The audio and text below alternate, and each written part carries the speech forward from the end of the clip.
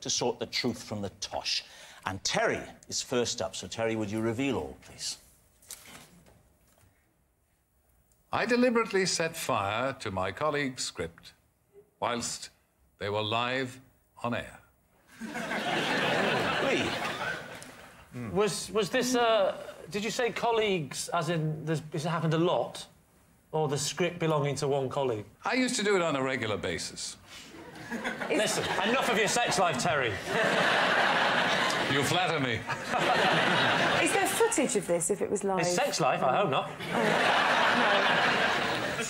No, there's no footage. It was in Ireland on Irish radio, and it was just a little prank of mine while my colleagues were reading the news or announcements, I would sneak in behind them and set fire to the script from the bottom.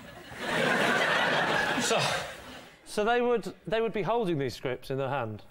As it disappeared in front of them. And this was the news? Often the news, and sometimes a Beethoven concert. I was indiscriminate. Would you use matches? Because you'd hear the sound, wouldn't you? Yeah, of course, but I struck the matches before I came into the studio. I'm a swift mover. Well, safety matches. You can't move too swiftly with a match because it goes out. Look, that's what your jacket is for. You keep it in there, sneak in, they don't see you, you smile. Go around the back. How did your victims react, Terry? I was the senior man, and I took no nonsense. If they didn't like it, too bad. Hang on, Terry, sorry. What year was this? Just after the Napoleonic Wars. No, I was about 21. Would the listeners ever get wind of the blaze? No, because there's no chance of any scent on the radio. But what, all right, OK, all right.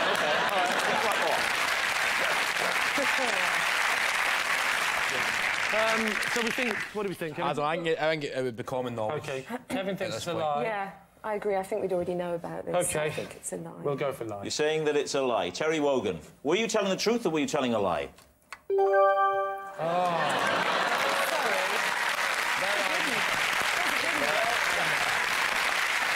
Yes, it's true. Terry did deliberately set fire to his colleague's script whilst they were live on air. At least they can laugh about it now. They can't move their hands, but they can laugh. It was a prank. Sir Terry Wogan. I was so sure that Wombles were real, I used one as an example of a mammal in a GCSE Biology exam. How could it be true? How could it be true, Lee? But which one did you draw? What did he look like? I didn't draw anything that wasn't in the question. The question was give an example of a mammal. Oh, you used it, just wrote it down. It was give 3 examples of mammals, and I said bear, because that's an obvious one. Yeah. Whale, bit less obvious, clever. And Womble was my 3rd example. How old were you at the time? 15. What are you looking at David for? Let's remind ourselves what the Wombles looked like. We've got Uncle Bulgaria. Yeah. He was like the Don Corleone of the Womble family. What grade did you get then? A. You got A's, even though you think Womble's a mammal. I should make clear that I didn't think the children's programme was a documentary. I thought the children's programme, that Womble, was based on a real mammal. For example, a bear is a real mammal, but Yogi Bear isn't a fair representation of real life. You're telling me for his GCSE, at age 15, the question was, give 3 examples of a mammal? Look, this isn't the end of a game show. It's not like, and this one's for the GCSE. Of questions. Well, surely the question in a GCSE at 50 wouldn't be give us an example of 3 mammals. It's a bit of a basic question. Why do you think that is so easy? Well, it's quite... You are such an intellectual snob. That's my role on the show. I'm sorry, you could have said cat, dog... That's what... Any number Are you stuck for the 3rd one? Dog... saying? You could say that you knew that they were fictional, but based on a real animal called the Womble. I thought that maybe it was based on the fact that in real life they made their burrows from, like, condoms and cocaine. In reality, of course, most creatures perish because of litter, things that the everyday folk leave behind. So, in a way, the Wombles did a lot of bad. Are you saying that the Wombles message encouraged people to litter? Yes. People sort of said, well, maybe I was going to throw this away properly, but maybe the Wombles can make an extension out of it. Yeah. Yes. That's exactly what I'm saying, I mean, people do dress dogs up like that these days, and so you can be sure whether they're possibly just trained Wombles. Yeah. But these, in the story, the Wombles were... That wasn't just poor old bewildered Womble, but someone's put some glasses on him. He's put his own glasses. He's gone to the Womble optician and said, could you fashion me some reading glasses out of some stuff that everyday folk have left around? And they've done that. Right. That's actually not true. He found the glasses. He found the clothes. He found glasses of exactly the right prescription. No. Possibly on... There was no evidence that it was the right prescription. There was an episode, wasn't there, where an old man had died on Wimbledon Common, and immediately the Wombles are on him. Taking everything, his medals, his gold watch, his glasses, his shoes, and there he is naked. It's all about no dignity if the Wombles are around. It's a brilliant programme. What do we think, Bill? I think it would be an insult to Catherine's intelligence to believe that she wrote that down in an exam. I don't believe it. You don't? You see, Go on, what do you think, then? No, I don't believe it. Why? No. Because I don't. Because I think that she seems better educated than that. I mean, I got kicked out of school at 15 and... Why? Because I wasn't very educated and I didn't really know anything. I couldn't spell or read. I was doing high kicks and backflips all the time. They got bored of me. What did you do when you were expelled? Did you just run out into the street singing and dancing and going, I don't need this? Yeah. I don't need this. I don't want this. I can spell. I can do up. Head roll. I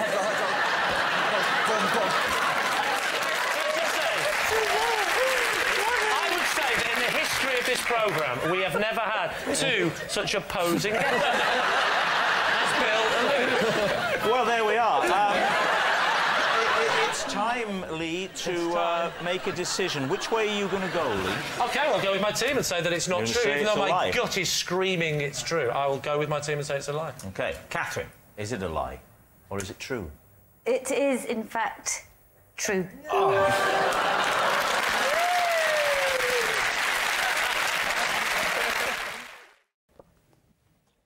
I always make toast by ironing the bread. It tastes much better that way. Lee, what do you think? Do you apply butter pre-ironing? No. Well, that would be mental. No, that would be crazy. Because then you are in danger, of course, of cooking the butter. You get a beurre noisette on top of your toast, which wouldn't do you any good at all. He's good. Is this the same iron that you use for the clothes, then, straight after? You can use any hot, flat metal implement to iron the bread. You don't have to use an electric iron. I quite often put a shirt in a toaster. What other hot, flat metal implements do you have? Well, you can get a spatula and heat it. A spatula? That must take a long time to do toast. Not a plastic one. Oh, I know the basics, Greg. You can get a fish slice. Why? Is this the kind of advice you give out on MasterChef? Never, ever eat up a plastic spatula. What's the bread on? It doesn't matter what the bread's on. Oh. Normally a work surface. So when you put the iron on, you're going to squash it a little bit, surely? To flatten it a little bit and squash it a little bit is the point. So without getting your sweaty palm on it. Bread is flat, isn't it? Well, of course, it's not rolling hillocks, I know this. But it's also bouncy. Bread isn't necessarily flat. If you slice it flat, it's flat. A loaf of bread isn't flat. What are you doing, totally? A loaf of bread, you say... No, but I mean, you can't say bread is flat. Paper is flat. Bread isn't necessarily flat. Bread's only flat if you cut it into a flat shape and then iron it, like anyone sensible. If I was going to pick you up on anything tonight, Lee, and I like to think that I will, it would be how you pronounce the word topiary. Did anybody notice he went topiary? It was like a wonderful mixture of trimming a hedge and a little bowl you have of things that smell nice in the house. I say topiary. What do you say? Well, it's topiary. It's not topiary. So hang on. Whoa, just to backtrack. There's a man ironing his bread, and I'm being picked up because I'm saying topiary a bit like potpourri? Where the hell's David gone? Oh. I thought he was so middle class that I pronounced it wrong and he fainted. I'll tell you what, I knocked a water bottle onto what I can only describe as a nest of wires. And also, he was a little bored. Oh, yeah, I mean, you were just trying to teach Lee how to speak. I mean, we could be here all night.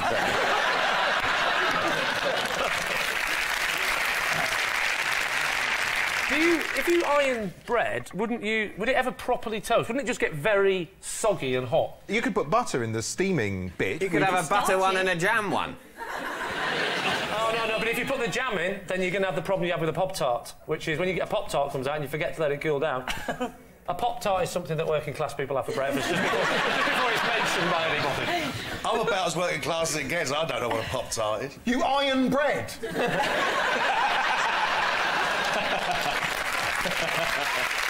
I don't always use an iron. What do you sometimes use? I just told you. A hot metal implement, like a spatula. Yeah, or a fish slice. How are you heating up the fish slice? You could just put that on a naked flame. It's just occurred to me that it's a bit like toasting on the Arga, isn't it? Because it's a hot surface. Similar. Sure, mind you, that is posh. Arga, that's a posh thing. I suddenly realised. Have you seen an Arga? Yes, I have seen an Arga. I'll have you know I've broken into some very nice homes. What are you going to say, Lee? Truth or lie? Well, I don't know. What do you think? To toast bread with a fish slice, you'd have to get it up to such a temperature, it'd be like molten lava. I hate to bring everyone, but the allegation is an iron. No. He said that he also does it with fish that's just chat you're having on your own time. The allegation is the iron. Who are you, his lawyer? No. I mean, for the purposes of this, yes. Come on, let's make a decision right, go on. here. What do you think? I simply don't buy it because of the fish slice issue. Nina? I just can't imagine that he'd waste, like, 20 minutes ironing a piece of bread in the mornings. I don't think he... Well, How big is your bread? You got a lie? OK. Yeah. We'll say lie. Saying it's a lie. OK, Gregg Wallace, were you telling the truth or were you telling a lie?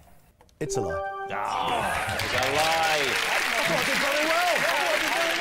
Yeah, Gregg doesn't make toast by ironing bread. I thought that was... I made a mental note to try that. As a child, I had so many imaginary friends, we formed an imaginary gang.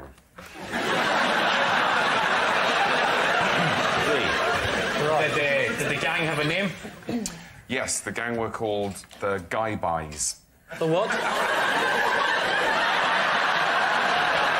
The Guy Buys? They were called the Guy Buys. How are you spelling that? I never had cause to spell it. I'm talking about, you know... If you had to spell it now, how would you spell it? G-Y hyphen... by... B-I-E-S. How many were in the gang? There was quite a few. There were 12. The same number as apostles. Well, it does occur to me that this was a harmless little messiah complex. Right. So did you appoint yourself head of the imaginary? Yeah, I was basically Jesus. Do you still keep in touch with the rest of the gang? They were imaginary friends, so they sort of disappeared as soon as I stopped thinking about them. What, did you have names for the Guy Buys? I think I borrowed names from people I knew at school and my brother. They were like Mark and Andrew and all the apostles. Oh, no. They were, and Chris. Judas? Chris isn't... Chris and obviously Judas Iscariot. Yes. Did you have a favourite Guy Buy? Chris was good. Did you have a rival gang, the Guy Buys? Was there a feud or anything like that? Well, there was always our main enemy was the Joker, which I think I borrowed from Batman. What would he do, the Joker? Oh, just, you know, rob banks and stuff, and we would, we'd chase him on our bike. All 13. I mean, they were very good at getting on the back of the bike. You were like a Red Cross display team, weren't you? They were. I sort of imagine them sort of diagonally stacked. Do you all sleep in one bed? Oh, they weren't really... I mean... Into it? This is... as much as I encourage the gay boys, the guy boys. No, they were very much a pre-sexual phenomenon. Have we established yet why they were actually called the guy buys? No, it's just the sort of sound that children make. Well, that this child made. See, the thing is, guy buys sounds like baby talk. You know, it might be like just some words that you formulated, but you also were aware of Marvel comic enemies at that age. Batman wasn't a Marvel character. Batman wasn't Marvel? No, Marvel's Spider-Man, Captain America, the Hulk. Superman was Action Comics. I hate him when he does that Stephen Fry thing, don't you? All that knowledge. All that knowledge. An answer is what we need, so... Go now. Just a minute. Are you doing me again? I'm flirting round the edges of you, Terry. If you're not careful, I'll set fire to you. Right. Right, what are you going to say, then? What are you, truth or lie? Sounds plausible. Young guy, read a few comics, read the Bible, merged the two in his head and formed the guy buys. Wow. It's like having Inspector Frost in the studio with us. What about you, Katie? Which way are you leaning? Well, I think he clearly has a wonderful imagination. That's clear. So I think, yes, it's true. OK. I will say it's true. You're going to say true? OK. Robert Webb, truth or lie? It is a true thing.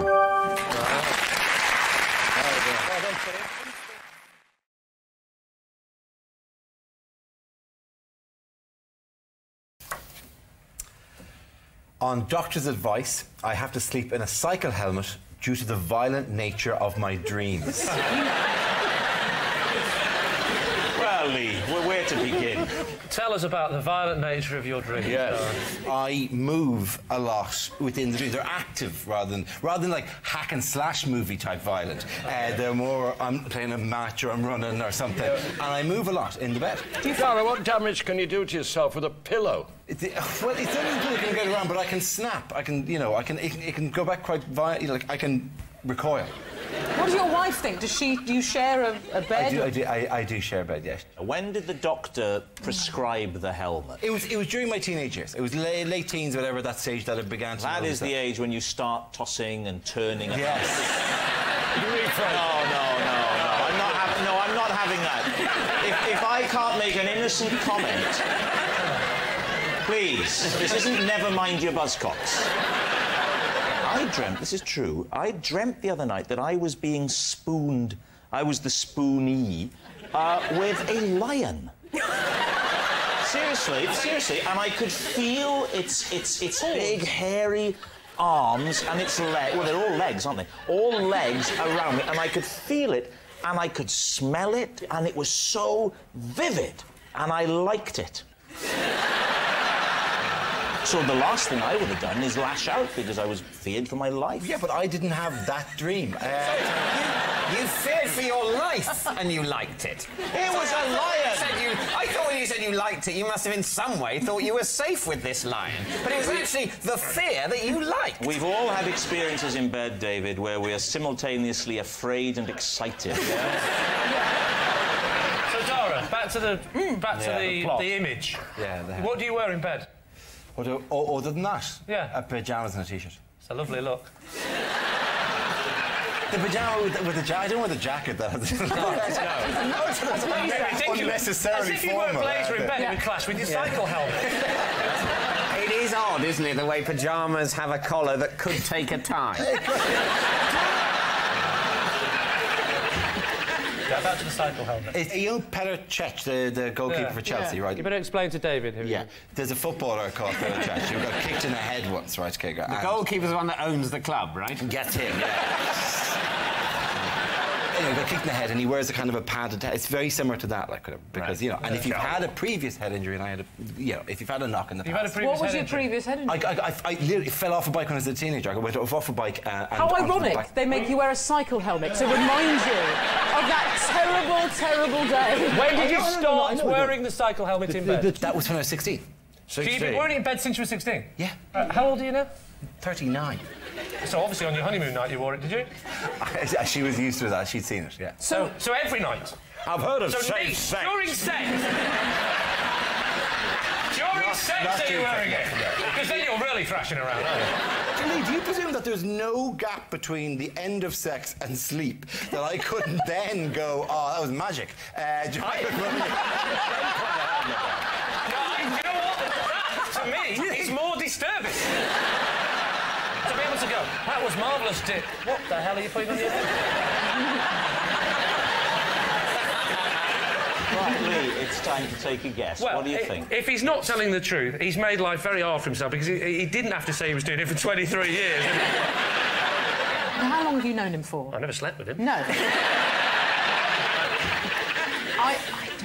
Oh, it's lie. So it's a lie. So, Dara, are you telling the truth or was it a lie? That scar that goes from there to there? Huh? Yeah? Nah, it's a lie. I was sacked from my job at a zoo when my boss found out I had been taking photos of the animals wearing hats.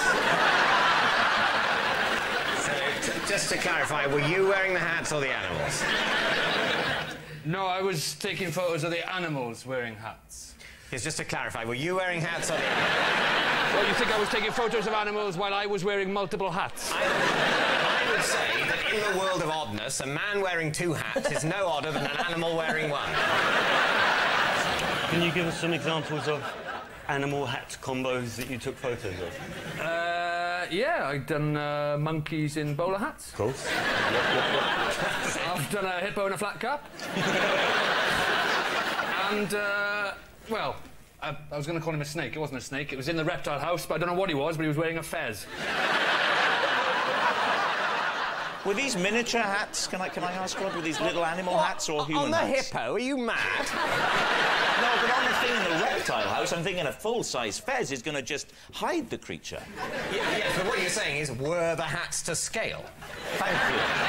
Rod, were the hats to scale? The hats, well, I mean, to scale is a grand way of putting it, but I would certainly try and, try and make the hat fit. Right. The top of a hippo's head is actually quite a slippery affair. Oh, you've got to get the right hat. What was your official role at the zoo? General dog's body, basically. I get the feeling that if you were going to put hats on animals, you'd have gone for deer stalkers and bear skins, you know? I didn't say I didn't. We just haven't got all the way through the animals. OK. Right. You name a hat, you name an animal. Deer stalker? No, I didn't do a deer stalker. Oh. I didn't have a deer stalker. It wasn't a comprehensive... You can't but you had a every fez, animal. and you had a massive hippo-sized fez. It was a regular flat cap. So what you're saying is I didn't have every single animal in the zoo, and it wasn't every hat. I didn't cross-reference every single combination of animal and hat. I just put some on some. Rod, where was this zoo? Was this a Welsh zoo? Was it Scunner Bird Gardens, for example? It was down in Pembrokeshire, in a place called Oaksnade. Oaksnade? Yeah. There's a chain of Snade zoos, isn't there? There's Oaksnade, Whipsnade... And how did it all come to an end? What stopped this? I got caught. And who was it who apprehended you? It was the manager of the zoo. As a zoo owner and manager, I wouldn't have been offended. I can't see anyone being offended by a fez on a snake and a flat cap on a hippo. I'd have been... Just what the zoo needs. If it's down there in South Wales at this Oaksnade or something, I'd have thought any little hat on a cat would have done the Why? trick. Because it's a Welsh zoo? Our animals aren't good enough in their natural habitat. We'd better dress them up a bit. You racist bastard.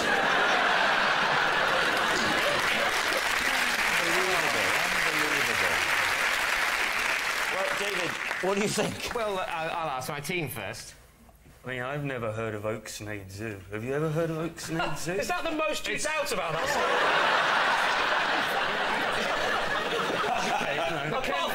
Mackenzie, Oaksnade Zoo. Not having it.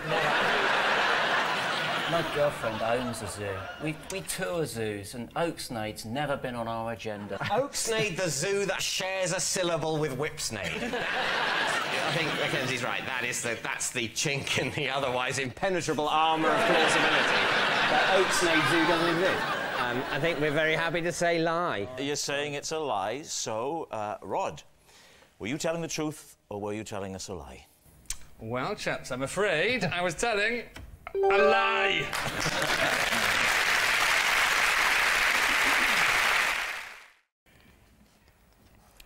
I once wet myself in a car and then blamed it on my friend's dog.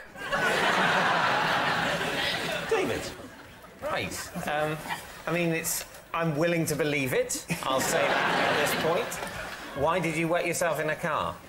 Because I needed a wee in a car. I've needed a wee in a car, but I've never weed in a car. I was once stuck in a very long line of traffic trying to get onto the Severn Bridge on the M4, and I let myself go in a 1 litre bottle of Volvic. I did that on the motorway, and my problem was I was really desperate, and I had a bottle of water, and I had to drink the water. My body was saying, no more water. So it was a terrible cyclical thing. No sooner than I got it down, it was out again. I didn't want to draw attention to myself, because people might pull up either side, and I'd clearly, by my facial expression, be urinating at that. Oh, please show us that face. So, I mean, this is obviously just for everyone but me a commonplace occurrence. Yes. You know, basically, lavatories are just for me. What a great name for your autobiography. Yeah.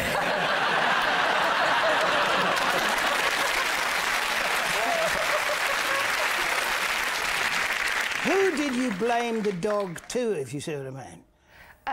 To the mechanic when I took it in for a valet. So whose car was it? My car. Your car? You peed in the car? Yep. Were you in a... Is there a good reason for that? Were you in a traffic jam after a large bottle of Evian? I was, well, just tap water, probably. Right. I've never been in a car with a tap, so, you know... It's a very posh car. All right. Yeah, I was stuck in it. It's so posh, it's plumbed in. Literally got gangs of people following it with pipes. Well, to be fair, if it was plumbed in, I'd have probably had a toilet in there as well. I've never done this, but is it conceivable... Because as a woman, you don't really have much control over where it's going. But as a man, is it conceivable you could aim it out of the window? You could, but the speed you were going at would mean it all came straight back into you. So when you got to this mechanic, what did you say? I mean, was the stain so clearly visible? No, it had sunk right in. Was he a bit confused that the dog was driving? No, because it wasn't on the driver's seat. You changed seats. That is dangerous. You change seat in a traffic jam where you're in control of the vehicle. So you can't buy class, can you? If I looked in a rear-view mirror, I'd think that passenger looks very, very content, considering there's no one driving. So what are you thinking, David? What do you think, Frank? I just think Sarah is the kind of strong, independent woman who would step out of her car, stride to the hard shoulder, and say, just go, and then do it. Yeah. Bill, do you believe it? Yes, I think it happened. Well, you think it's true and you think it's a lie. So I have to decide, which I hate. I think it's true. You think it's true? Yeah. OK. So in that case, Sarah, truth or lie? It is, true.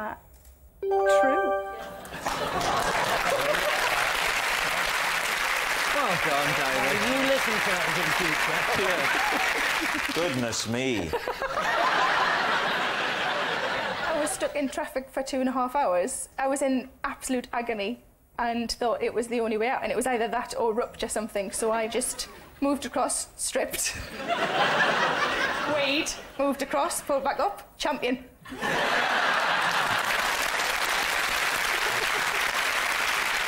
Well, there we are. And if you've been affected by any of the issues raised on tonight's show... When I won the Pirates of the Caribbean Sandcastle Competition, Keith Richards was so angry he stamped on my drawbridge and threw Johnny Depp's bucket in the sea. This is delicious. Lee, what do you think? The competition was what, at the end of the filming of the whole thing, or...? It wasn't at the end, it was during one of the films. I think it was the second one we were... Right. Yeah. Why was Keith Richards there? Keith Richards played... Why was Keith Richards there? I was he in it. Did you go to the cinema? I don't really watch TV or go to cinemas. I'm struggling to recognise anyone round here, to be honest. Well, imagine how we feel. I thought the Chuckle Brothers had split up. Do you have any connection with popular culture? None whatsoever. Big fan of yours, though. Oh, don't applaud it. So your sandcastle, why was your sandcastle so good? I'm just particularly good at making sand castles, sand sculptures. It's one of my... Some people say it's a superpower. But Well, it isn't really, is it? No, it's not really. A burning building! There's a child trap! Don't worry, I'll make a dolphin. Keith Richards made a sandcastle. I think he'd attempted one. He wasn't in the best of health. If Keith Richards hadn't had a proper go at the sandcastle because he didn't really care, why was he so angry that you'd won? I think because I'd trumped Johnny Depp and they're very good friends and... No, he threw Johnny Depp's bucket in the sea. He was just furious. He didn't know whose bucket it was. He went so mental he threw somebody's bucket without knowing whose it was. Can you describe Keith Richards' sandcastle? It was basically a mound. Did he try to snort it? And what beach was this? This was on a beach in St Vincent in the Grenadines. Was it a completely empty beach? There was nobody playing on it? We were on... Sandcastle Beach? We were on, like... Sorry, can I just interrupt? If there's a beach with Johnny Depp and Keith Richards making sandcastles, it's not an empty beach anymore. That's going to attract tourists. I doubt they were having to film amongst holidaymakers. I've not seen in Pirates of the Caribbean families, you know, carrying kids into the sea. You are in Captain Jack Sparrow. Sorry, mind you go there, kiddie. Put factor 24 on there. How far out was the sea from where you were making the sandcastles? Gosh, 50 yards. And how? And Richards made it all the way down to the sea with Depp's bucket. I reckon he ran 10 of those yards and lobbed the rest. He lobbed a plastic bucket 40 yards. I think you've heard enough. What do you reckon? Is he telling the truth? I don't know. You don't know? Do you think he did it? You think it's a lie? No. I think he did it. So you think he did? Do you think the story is true in I think the story is true in its base form. Right. Well, that's pretty much what we need. That's the game, yeah. So come on then, Lee. Truth or lie? Right. I'm going to go with Rhod and say it's true. You say it's true. OK. Mackenzie Crook, star of Pirates of the Caribbean. Is it the truth or is it a lie? It is a lie.